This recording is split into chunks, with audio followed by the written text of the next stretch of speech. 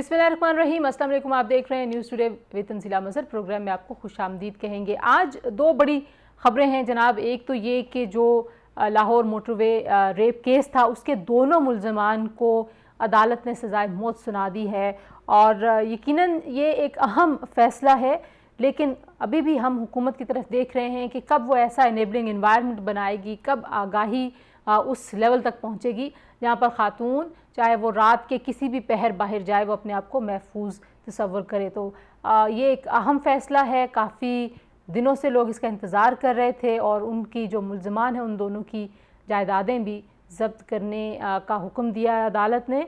ATC ने फ़ैसला सुनाया। दूसरी बड़ी ख़बर जो है वो वज़ीर-ए-आज़म पाकिस्तान इमरान खान साहब का कोरोना का टेस्ट मुस्बत आ गया। आपको पता है 1-2 दिन कबल उन्होंने वैक्सीनेशन भी कराई थी। पहली डोज़ उनको लगी थी और बहुत सारे लोग इसको कंफ्यूज भी कर रहे हैं कि वैक्सीनेशन के बावजूद भी उनको कोरोना हो गया। माहिरीन ये कहते हैं कि जब तक आप 2 डोज़ नहीं लेते और 2 डोज़ के बाद भी कुछ वक्त लगता है, 2 से 3 हफ्ते लगते हैं एंटीबॉडीज़ आपके जिस्म में जब तक पैदा ना हों तब तक कोरोना से आप प्रोटेक्ट नहीं होते। तो प्लीज़ वैक्सीनेशन के अमल के ऊपर डाउट्स का इजहार ना करें। अवामुन्नास की ज़िंदगी और उनकी सेहत के लिए ज़रूरी है कि आप उनको सही से बताएं कि वैक्सीनेशन ज़रूरी है और वैक्सीनेशन का प्रोसेस क्या है और वैक्सीनेशन के बाद उसका असर कब सामने नज़र आता है। आज के प्रोग्राम में हम जो बात करेंगे वो इस वक्त की जो सियासी सूरत हाल है। एक तरफ PTM के इख्तलाफात के ऊपर बहुत बातचीत हो रही है, उन इख्तलाफात को दूर करने की कोशिश कहाँ हो रही है, कौन कर रहा है। मौलाना फजल रहमान हमें काफ़ी मुतरक नज़र आते हैं। आज शाहिद खाकान अब्बासी बिलावल भुट्टो जरदारी से मिले हैं। कराची की जो नशिस्त है जहाँ पर मिफ्ता इस्माइल को टिकट दिया गया है, क्या पीपल्स पार्टी उनकी हिमायत करेगी या नहीं, ये ऊँट किस करवट बैठेगा। पीपल्स पार्टी की CAC की मीटिंग बहुत अहम है इस हवाले से। दूसरी जानब मौलाना फजल रहमान मरीम नवाज़ से मिल रहे हैं, दीगर लीडरशिप से मिल रहे हैं। तो PTM अपने सारे मामले को कैसे सुलझा सकती है ताकि उन्होंने अब तक जो समरात हासिल किए हैं इस तहरीक से वो उनके सम्राट का जो सिलसिला है वो जारी रहे। और हुकूमत के लिए क्या वाकई ख़तरा टल गया नहीं टल गया, ये भी एक आम सवाल है। इसके ऊपर भी आज के प्रोग्राम में बात करेंगे। और फिर पंजाब में जो वसीम अकरम प्लस इमरान खान साहब की टीम के हैं वो अभी भी अफसरशाही में तब्दीलियाँ करते जा रहे हैं। आज भी बहुत सारे तबादले हुए और शायद उन्होंने रिकॉर्ड कायम किया है। इतने कम अरसे में इतनी हाईएस्ट पोस्ट के ऊपर इतने ज़्यादा तबादले कभी नहीं हुए। तो आखिर मामला क्या है, क्यों बुज़दार साहब जो हैं वो ब्यूरोक्रेसी के साथ उनका कोई वो जेल नहीं हो रहे, वो टीम अप उनके साथ नहीं हो पा रहे, वजह क्या है, कुछ वो वजूहात भी ढूंढने की कोशिश करेंगे। तो प्रोग्राम में हमारे साथ मौजूद हैं जनाब पाकिस्तान पीपल्स पार्टी से तैमूर तालपुर साहब जो कि सूबाई वज़ीर हैं, सीनियर रहनुमा हैं। हमारे साथ मौजूद है खेलदास कोहिस्तानी साहब पाकिस्तान मुस्लिम लीग नवाज़ के सीनियर रहनुमा हैं, मेंबर नेशनल असम्बली हैं। और हमारे साथ मौजूद है इब्राहिम खान साहब पाकिस्तान तहरीक इंसाफ के रहनुमा हैं, मेंबर नेशनल असम्बली हैं। गुफ्तगू का आगाज़ में करना चाहूँगी खेलदास कोहिस्तानी साहब आपसे, क्या ये मिसट्रस्ट जो अब पैदा हो गया है नून लीग और पीपल्स पार्टी के माबेन ये कम हो सकेगा जी? देखिए, बात ये कि ये जो PTM में इत्तेहाद है ये एक डेमोक्रेटिक तहरीक है और उसमें तमाम पार्टियां मौजूद है, 9 जमात, उनका अपना नुक्ते नज़र है, उनका अपना मंशूर है और हर पार्टी की अपनी राय अलग हो सकती है, मगर जो भी फैसले हुए हैं वो इत्तेफाक के राय से हुए हैं। अगर आज इस्तीफाओं पे डेडलॉक आया है तो ये एक जमहूरियत का हिस्सा होता है, एक जमहूरी अमल है कि कोई पार्टी अगर उस पर राजी नहीं है, अगर उस पर डेडलॉक आ जाता है तो इस तरह एतहादों में, तहरीकों में, जमायतों में अंदर भी एक राय अलग अलग होती है। तो ये मैं समझता हूँ पाकिस्तान की तमाम बड़ी पार्टी उसमें मौजूद है। तो ये जो मामला है खुशअस्लूबी से हल हो जाएगा और जो हमारा मकसद है वो सबका एक है। हमारे मकासद 9 पार्टियों का एक ही है कि इस मुल्क के अवाम की जो आज हालत है, जो महंगाई की वजह से, नालायक हुकूमत की नाकाम पॉलिसियों की वजह से, इनसे हमें जान छुड़ानी है, इस मुल्क को रिलीफ दिलाना है, इस मुल्क के अवाम को रिलीफ दिलाना।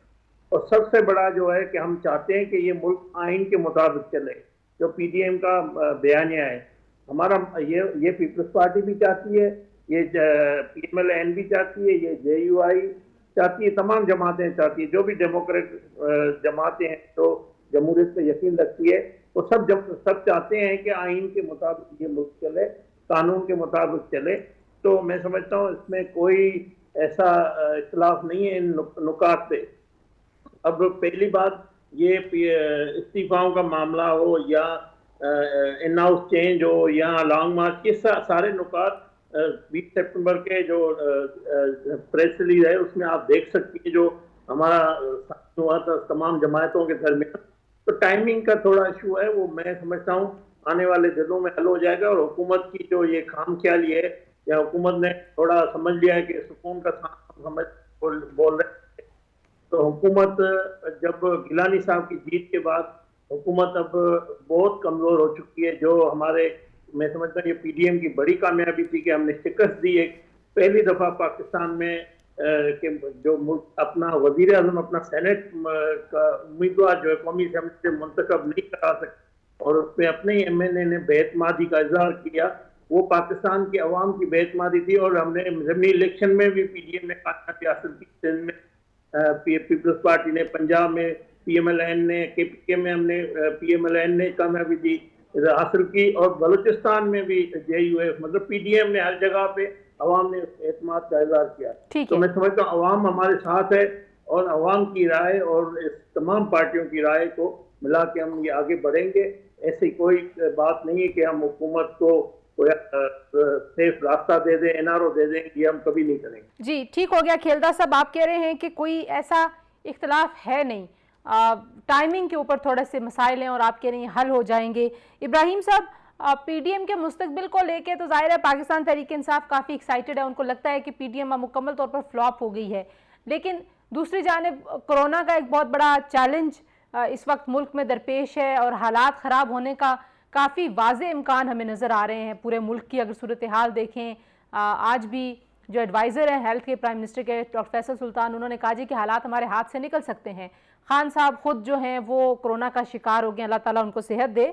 लेकिन जो बाकी चैलेंज है मुल्क में, हुकूमत के करने के जो बाकी काम हैं, वो आप लोग कैसे, आपके ख्याल में कोई प्रायोरिटाइज किया है हुकूमत ने? हुकूमत कोई सोच विचार कर रही है या ज़्यादा सियासी झगड़ों में आपका वक्त सर्फ होगा? जी देखिए, जहाँ तक महंगाई का ताल्लुक है वो बिल्कुल है, और उसमें जो फैक्टर्स हैं महंगाई के जिन्होंने कंट्रीब्यूट किया वो 7-8 के जितने भी है, बिजली के इन्होंने कॉन्ट्रैक्ट किए 15-20 साल 30 साल के, और वो 18 से 25 रुपए तक के हैं। जबकि इस वक्त बिजली जो है 10 रुपये जो है इस वक्त सोलर अवेलेबल है मार्केट में। जैसे कतर ने 800 मेगावाट बिजली जो है वो खरीद की है अमेरिकन कैलिफोर्निया की कंपनी से। तो ये ब्लेम गेम वाली बात को एक तरफ आप रखते हैं, मैं सिर्फ इतना सा आप करना चाहूँगा कि हमारा 60 के बाद कोई डैम नहीं बने थे। आपके पास तो 20 का जो था वो वाटर रिजर्वायर थे, अब हमने 2 डैम शुरू किए हैं। इंशाल्लाह ये इनके कंप्लीशन पे जो है आपका 60 डेज में चला जाएगा। और सही, आपको लग रहा है कि आपकी जो परफॉर्मेंस है वो ठीक है? आप कह रहे हैं कि जो परफॉर्मेंस है वो बिल्कुल ऑन ट्रैक है और जो इवेंचुअली इन सारी पॉलिसियों का फ़ायदा होना, उसमें महंगाई भी कम हो जाएगी। तैमूर, आपके ज्वाइन करने से पहले मैं खेलदा साहब से ये पूछ रही थी कि पीपल्स पार्टी और नून लीग में बज़ाहिर लगता है फासले बढ़ रहे हैं, और ये भी लग रहा है कि काफ़ी कोई गलत फहमियाँ भी हैं। कल भी हम कायरा साहब से बात कर रहे थे, उन्होंने कहा ऐसी बातें हुई जो नहीं होनी चाहिए थी। तो आपको लगता है कि अब ये जो गलत फहमियाँ हैं, ये जो फासले हैं, ये बेहतरी की तरफ जा सकेंगे? बिस्मिल्लाहिर्रहमानिर्रहीम। देखें जी, अब जो एक पार्टी में बैठे हुए हैं, अगर आप पीटीआई की बात करें तो उनका क्या हशर हो गया है? क्या एमएनएज एक दूसरे से झगड़े कर रहे हैं पीटीआई के? क्या एमपीएस कह रहे हैं लीडरशिप के लिए? फिरदौस शमीम नकवी साहब क्या कह रहे हैं कि शर्म आनी चाहिए प्राइम मिनिस्टर को? लियाकत जतोई साहब कह रहे हैं कि 35 करोड़ में टिकट बेचा है। मरी साहब कह रहे हैं कि उन्होंने 70 करोड़ में बलूचिस्तान का टिकट भेजे थे। इनके अपने एमएनएज एमपी जिस तरह से लड़ रहे हैं, तो हम तो भाई एक कंसोर्शियम है ऑफ मूवमेंट, हम एक मूवमेंट में 11 जमाते हैं, तो ऑफ कोर्स कहीं कहीं इस चीज पर हो सकता है कोई चीज हम एग्री करें। ये इख्तिलाफ है, लड़ाई है? आपने लड़ाई का लफ्ज इस्तेमाल किया, ये इख्तिलाफात है, लड़ाई है? नहीं, लड़ाई बिल्कुल भी नहीं है। ये बहुत एक सिंपल सी चीज़ है, आपके इंटरेस्ट और आपका मकसद हम सबका एक है, मंजिल हम सबकी एक है, तरीक़ेकार अलग अलग सोचने का है। पर इंशाल्लाह ताला आप देखेंगे ये बिल्कुल सेटल डाउन हो जाएगा। और अनकरीब एक गुड न्यूज़ भी आपको मिलेगी, कराची में जो ज़मनी इंतखाब होने आ रहे हैं उसमें भी एक मुस्बत हम आपको चीज़ खबर बताएंगे, जिससे आपको पता चलेगा कि हम अभी भी उतने ही मजबूत और कंसोलिडेटेड हैं आपस में। ठीक हो गया जी, एक ब्रेक ले रहे हैं, ब्रेक से वापस आएंगे तो इब्राहिम साहब से पूछेंगे कि पीटीआई जो है वो उसके ऊपर जो सबसे बड़ा इस वक्त बोझ है वो मईशत की बहाली के हवाले से है। कुछ परफॉर्मेंस हमें पीटीआई के एंड पे नज़र नहीं आ रही। गवर्नमेंट ये बेशक आप कहें एहसास प्रोग्राम में हमने ये किया, हम रोज़गार स्कीम में ये कर रहे हैं, नए घर बना रहे हैं गरीबों के लिए, लेकिन ओवरऑल जो मुल्क में एक मौशी अशारिये हैं वो बेहतरी की तरफ कब बढ़ना शुरू होंगे ये हमें कब पता चलेगा। ब्रेक के बाद इस पर बात करते हैं जी, हमारे साथ रहिए।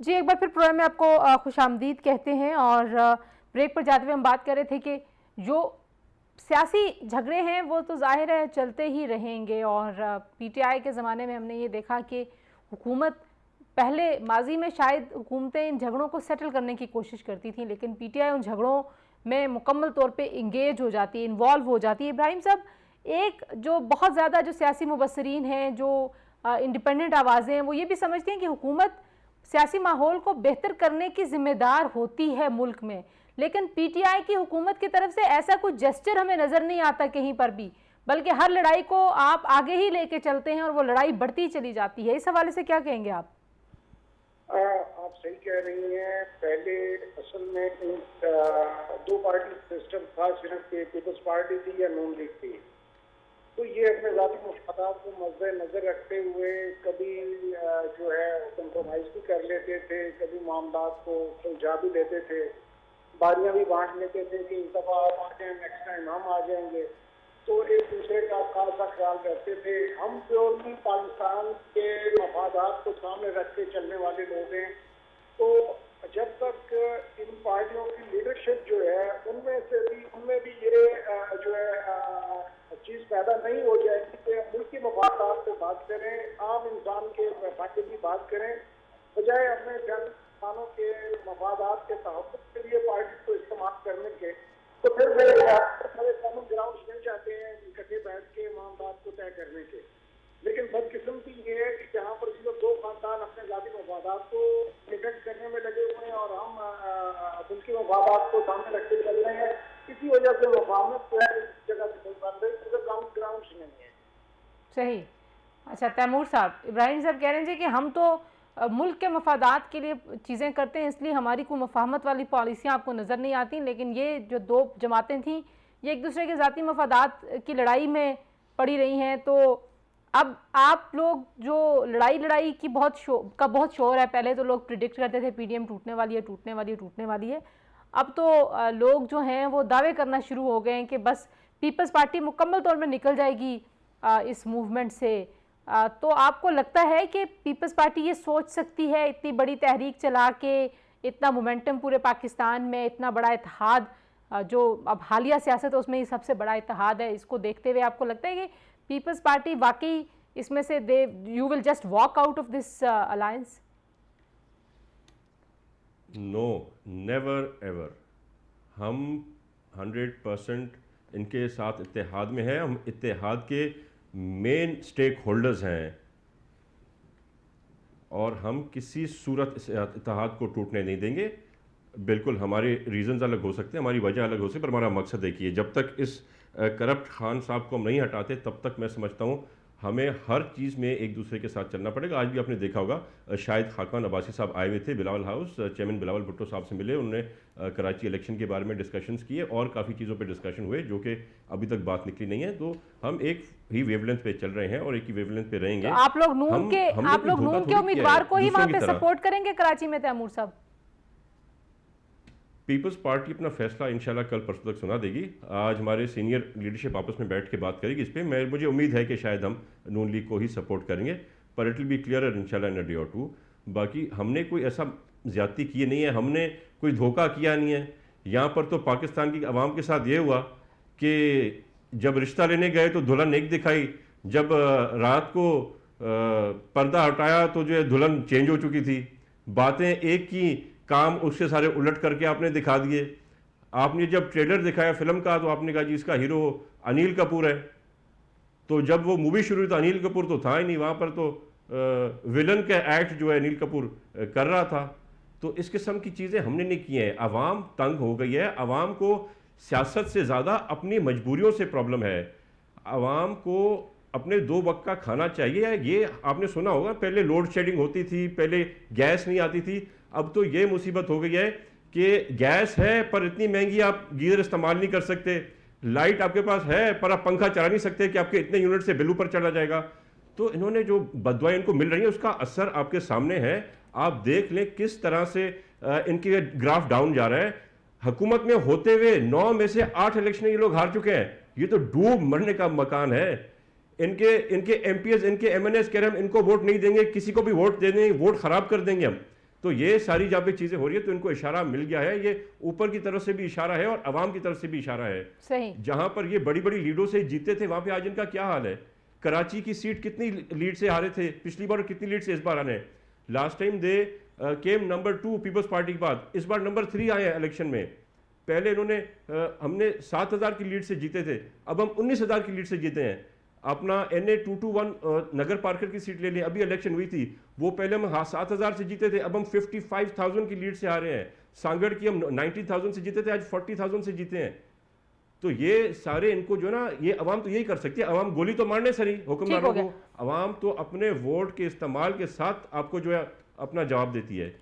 ठीक है खेलदास साहब, जो एक सवाल मैं आपके लिए लेके बैठी हूँ, जाहिर है परफॉर्मेंस के ऊपर तो हम बात करेंगे, इब्राहिम साहब से पूछेंगे भी जो तैमूर साहब बातें कर रहे हैं, लेकिन जो नून लीग के ऊपर इस वक्त मीडिया पे डिबेट है वो ये जी कि हमजा और मरियम जो हैं वो दोनों एक दूसरे के साथ कोई बहुत उनके अच्छे तेवर नहीं है एक दूसरे के लिए, वो एक दूसरे के तर्ज सियासत से ज़्यादा इत्तेफाक नहीं करते। तो ये इसमें कोई सच्चाई है? वाकई वो एक दूसरे के तर्ज सियासत से इख्तलाफ रखते हैं? क्या उन दोनों की आपस की चपकलिश पार्टी को सफ़र करा सकती है? देखें, 30 साल से तंजीला कोशिश की जा रही कि नवाज शरीफ साहब और शहबाज शरीफ साहब के दरमियान इस तरह की खबरें चलाई जाती थी कि दोनों भाइयों के दरमियान इख्तलाफ हुए। इक़्तिदार की लालचें दी गई, जेलों की सोबतें दी गई, मगर वो भाई आज भी इकट्ठे हैं और एक साथ हैं। एक बयानी पे मैं समझता हूँ शहबाज शरीफ अपने कायद नवाज शरीफ को अपने वालिद मोहतरम से इतनी इज्जत करते हैं और वो अपने भाई से बड़ा प्यार करते हैं। कल जो खबरें चली है कि हमजा शहबाज और मरियम नवाज साहबा के, जिस तरह मैंने आपको बताया मियां साहब बड़ों के दरमियान ये खबरें चलाई गई, अब ये खबर चलाई गई। और एक मज़ेदार खबर, जिसने भी ये ब्रेकिंग न्यूज़ बनाने की कोशिश की, मैं तो ये सोच रहा हूँ ये हुकूमत कहती है कि नवाज शरीफ साहब की सियासत खत्म हो गई, PMLN की सियासत अब नहीं रही, अब लोग इनके बयानी के साथ नहीं खड़े, मगर मेवर आज भी नवाज शरीफ है। पाकिस्तान की सियासत का, खबरों का मेवर भी नवाज शरीफ के इर्द गिर्द घूमती है। अब एक मजेदार इन्होंने ब्रेकिंग न्यूज ऐसी बनाने की कोशिश की कि नवाज शरीफ ने मरियम नवाज को डांट दी है। तो मैं समझता हूँ इस किस्म की खबरें, एक मीडिया को अपना जिम्मेवाराना किरदार अदा करना चाहिए। इस तरह की खबरों को कोई सदाकत नहीं है और इनको चाहिए कि PMLN का वर्जन दिया जाए बेबुनियाद खबरें चलाने से पहले। तो ये खबर मैं समझता हूँ एक मनगढ़ंत स्टोरी थी, एक कहानी थी जो इस तरह पेश की गई ताकि बड़ी खबर बने। तो मुझे इसमें कोई उबाम नहीं है। मैं आपको यकीन से कहता हूँ जितनी मोहब्बत मरियम नवाज और अपने भाई हमजा शहबाज साहब से करती है, इसी तरह हमजा शहबाज भी अपनी बहन का अपना इज्जत और एहतराम करते हैं। इनका प्यार, इनकी अपने ताल्लुकात, इनके खानदान का डिसिप्लिन, मैं समझता हूँ पाकिस्तान में ऐसा मैं चाहूँगा हर खानदान इसी तरह मोहब्बत से रहे जिस तरह शरीफ खानदान के दरमियान अपनी सियासत। चलिए ठीक है, आप कह रहे हैं कोई ऐसा इख्तिलाफ नहीं है, लिहाजा जमात को अंदर से कोई खतरा नहीं है। एक ब्रेक ले रहे हैं, ब्रेक से वापस आते हैं जी, हमारे साथ रहिए।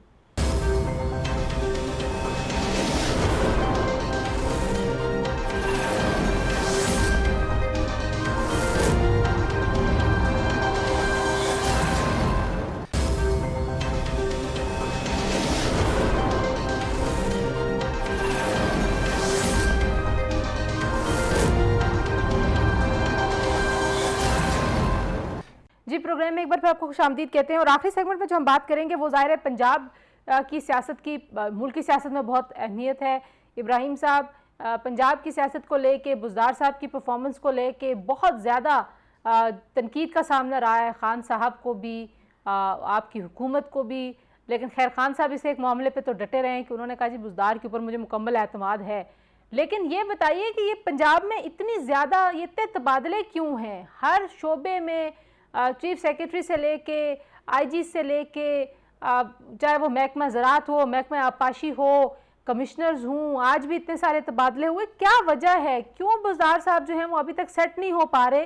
क्या वाकई अभी भी ब्यूरोक्रेसी और सीएम पंजाब की आपस में बन नहीं रही है, या ये बस ये रूटीन की चीज़ समझी जाए कि हर 2 महीने बाद, 1.5 महीने बाद, 2 हफ्ते बाद तबादले हो रहे हैं? नहीं है, आप सही आपने इंडिकेट किया है कि वाकई देखिए 35-50 साल की, बल्कि 50 तो नहीं कह सकते, 35 साल ही आप ले लीजिए मोदी हमारे जो वजूद में आए जवाहर के दौर में। इन्होंने आज सिस्टमैटिकली जितना भी सिविल गवर्नमेंट इंस्टीट्यूशन को मकसद है कि ये तारीख में लिखा जाएगा शायद ये अल्फाज कि इन्होंने आके सारा क्रिटिसाइज कर दिया था। अब जिन लोगों को इन्होंने डायरेक्ट ASM भर्ती किया हुआ था, सिपाही भर्ती किया हुआ था, वो बड़े बड़े अहदों पे पहुंचे। तो हमें जो डिफिकल्टी आ रही है कि हमारी, और उसमें हमें हर जगह जहाँ पर इनके जाती ताल्लुकात, जाती मसाबात उन्होंने अपने जोड़ लिए महकमों के साथ, अफसरान के साथ, हर तरह से जुडिशरी के साथ। आपने देखा होगा, आपको याद होगा कि ये तो आप बड़ी सीरियस बात कर रहे हैं कि आपको ब्यूरोक्रेसी पे एतमाद नहीं है। वो नून लीग के, क्या वो नून लीग के लोग हैं? वो तो रियासत के मुलाजिम हैं जी। यही तो बात है ना, मैंने कहा कि जब पॉलिटिसाइज हो जाए तो फिर वो रियासत के नहीं, वो जाती खानदानों के गुलाम बन जाते हैं। और यही सबसे बड़ा जो था वो हमें प्रॉब्लम आया कि इनमें अक्सरियत उन लोगों की थी जिनकी लॉयल्टीज जो थी वो इन खानदानों के साथ। लेकिन ये 3 साल गुजर गए इब्राहिम साहब, 3 साल मतलब काम भी तो करना है ना, कोई टिकेगा तो काम करेगा, फाइलों पे साइन कोई नहीं करता। साहब ने तो इतना कोशिश किया कि आओ मिलके मुल्क के लिए काम करें और कोई सियासी मुदाखलत नहीं होगी। आप पाकिस्तान के लिए स्टेट के आप मुलाजिम हैं और स्टेट के लिए काम करें। सही। लेकिन वो स्टेट के लिए काम करने की बजाय फिर इन्हीं खानदानों के तानों बानों में जाके इनके सारे, तो वो हम उस चीज को खत्म करने में भी लगे हुए हैं। हम मल्टी डायरेक्शनल वॉर लड़ रहे हैं, जिस तरह माफिया के खिलाफ एक पूरा आपको हरतमदेही के साथ जुडिशरी से उठा के कहीं से मकसद है जिस नेम एनी गवर्नमेंट इंस्टीट्यूशन, उसमें सिर्फ अगर एक चीज जिसको ये इन्फिल्ट्रेट नहीं कर सकते तो पाकिस्तान आर्मी है या आर्म फोर्सेस ऑफ पाकिस्तान है। ठीक हो गया खेलदार साहब, कर चुके हैं। ठीक है, ठीक हो गया जी। खेलदार साहब वो कह रहे हैं जी कि हम तो सिस्टम को ठीक करने की कोशिश कर रहे हैं, सिस्टम में करप्ट अनासर हैं और जो कि पोलिटिसाइज किए हैं आपकी बिलखुसूस आपकी जमात ज़ारा। हम पंजाब की ब्यूरोक्रेसी की बात करें और माजी की हुकूमतों में ज़्यादा आपका ही किरदार है वहाँ पे, तो क्या ऐसी करप्शन वहाँ पे सिस्टम के अंदर हो गई है कि जिसकी वजह से अभी तक सीएम साहब जब अपनी टीम ही नहीं कन्फर्म कर पा रहे? देखें, एक तो इमरान खान पंजाब का जो बड़ा सूबा है, 12 करोड़ आबादी है, उनसे नवाज शरीफ को वोट देने सजा दे रहे हैं और उनसे वो इंतकाम लिया बुज़दार जैसे एक नायब शख्स को इस बड़े सूबे में बना के। और जो ये दिखने में तो बड़ा सादा है बुज़दार साहब, मगर मैं आपको बताऊं जो करप्शन हो रही है पंजाब में, पोस्टिंग ट्रांसफर ये नहीं हुआ पंजाब में, ट्रांसफर पोस्टिंग अफसरों से पैसे लिए गए और सरकारी मुलाजिमीन से। तो ये इन्होंने जो आईजी 5 आईजी बदले वजीर आजम साहब ने, कभी उनके बेनोई के प्लाट का कब्जा का मामला होता है तो वो उस पर आईजी तब्दील हो जाता है, कभी कोई और मामला पर्सनल इनका होता है तो बनीगाला से हुक्म आ जाता है। तो ये बनीगाला से चल रहा है पंजाब का सूबा, रिमोट कंट्रोल के जरिए बनीगाला बिठाया हुआ है। तो वो फेस पे तो है मगर वो सिर्फ अपने करप्शन में अपना काम कर रहे हैं, उसमें पैसा बना रहे हैं। बाकी पंजाब की अवाम की जो हालत उन्होंने सूबे जो खूबसूरत दावर को जो उन्होंने अंदा किया है, तो इस तरह पूरा पंजाब उनकी सड़कें हो गई। तो ये इंतकामी जो इमरान खान ले रहे हैं तो वोट नहीं किया पंजाब की बात, तो मैं समझता हूँ यही इस हुकूमत की सबसे जो नाकामी है बड़ी, जो इनकी कारकर्दगी पंजाब से शुरू होकर पूरे पाकिस्तान में सिंध के साथ इनका रवैया जो है ना तख्तबाना रहा है, सिंध गवर्नमेंट के साथ उनका रवैया बड़ा खराब रहा। इसी तरह इन्होंने चारों सूबों को कोई गवर्नेंस की चीज, केपी के जो इनका अपना सूबा है वहां पे भी गवर्नेंस नहीं, पंजाब में नहीं, मरकज में नहीं, बलोचिस्तान तो वैसे ही पहले ही तबाह हुआ पड़ा है। तो ये गवर्नेंस इनके आगे पीछे कोई नहीं गुजरती है, गवर्नेंस होती है, हुक्मरान होता है, हुकूमत करता है। तो मैं समझता हूँ ये एक नालायक लोग हैं, नायल शख्स हैं जो इनको बिठाया गया है। अब कितना वक्त और बैठते हैं। ठीक है तैमूर, अगर आप पंजाब की सूरत हाल पे कुछ कमेंट करना चाहें तो ज़रूर करें, लेकिन जो दूसरा एक हम सिंध और वफाक के बीच भी बार बार कुछ खींचातानी देखते हैं।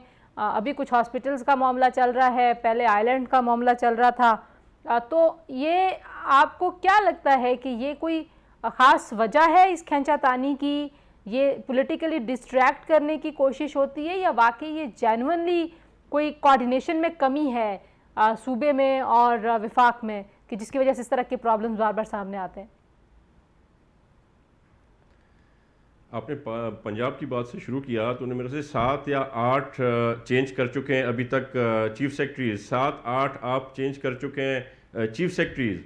तो मेरे ख्याल से ये चीफ मिनिस्टर भी कुछ वक्त में चेंज कर देंगे, बोजदार साहब को भी हटा देंगे। नहीं सर, उनको नहीं चेंज करेंगे, उधर अगर इनको बेहतरी लानी है ना तो ये इमरान खान को हटा दें, सारे मसले पाकिस्तान के एक साथ हल हो जाएंगे। सारी मुसीबत की जड़ वहां पर फंसी हुई है, ब्यूरोक्रेसी के अंदर नहीं फंसी हुई है। आपकी टॉप से कोई गवर्नेंस नहीं है। आपकी टीम कैसी है? आपकी टीम के अंदर सारे बैठे हुए लोटे, आधे नून लीग के लोटे, आधे पीपल्स पार्टी के लोटे जो हर बार माल कमाने आ जाते हैं और हर बार उनको बारी मिल जाती है। बाकी आपके शुगर माफिया के हेड सारे आपके पास गवर्नेंस में आपकी हुकूमत चला रहे हैं। वीट माफिया आपके पास है, मेडिसिन माफिया जिसने 500% तक लाइफ सेविंग ड्रग्स को 3 साल में कीमतें बढ़ा दी हैं। ये इंसानियत होती है? क्या जुल्म है, क्या ज्यादती है? कितना ये अवाम बर्दाश्त करेगी इनकी स्टूपिड पॉलिसीज? सुबह को उठ के एक बात कहते हैं, शाम को इनकी पॉलिसी चेंज होती है, रात को फिर मूड थोड़ा डिफरेंट हो जाता है, उसके बाद जो और एक और पॉलिसी आ जाती है। एक चीज पे इकट्ठे होकर ये काम तो करें।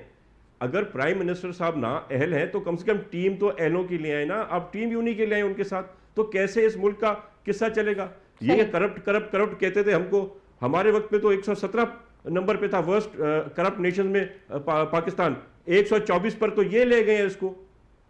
ये बात करते हम लोग करप्ट थे। 23 ट्रिलियन का खसारा था 70 साल में पाकिस्तान की जिंदगी का। जी इब्राहिम साहब, मैं आपके पास आऊंगी, 70 साल में ना हिली करप्शन को मिलाने आज उसको 2 साल में डबल कर दिया इन लोगों ने, 2.5 साल में। तो कौन करप्ट है, कौन नाअहल है, पूरी आवाम देख रही है। यही तो रीजन है कि हर जगह पे इनका ग्राफ नीचे जाता जा रहा है। ठीक है इब्राहिम साहब, जो ग्राफ नीचे जा रहा है मुल्क का, वो तो जाहिर है मौजूदा हुकूमत की जिम्मेदारी में लोग डालते हैं। आपकी हुकूमत हमेशा ये कहती है पिछली हुकूमतों की पॉलिसियों की वजह से हो रहा है, लेकिन ये कब तक आप कह सकते हैं? ये कहेंगे कि हमारी वजह से हुआ है। करप्शन भी हमारी वजह से बढ़ी है 117 से 24। जी जी उसको इन्होंने किया। इंटीरियर जिले में आप चले गए, वहाँ पर मकसद काफी दवा तक नहीं मिली, कुछ नहीं है। कारखाना पे अरबों रुपए उन्होंने अपने दौर में खर्च करने के कागजात में किए। वहाँ पे जाकर कारखाना की सड़क पे हालत देखे क्या है।